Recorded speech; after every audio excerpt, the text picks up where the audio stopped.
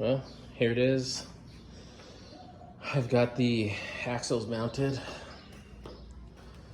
Got the bracket, or whatever you call that plate is, for the transmission. Rear axles mounted. Pan for the gas tank. Rear bumper, cross member. Starting to put it back together.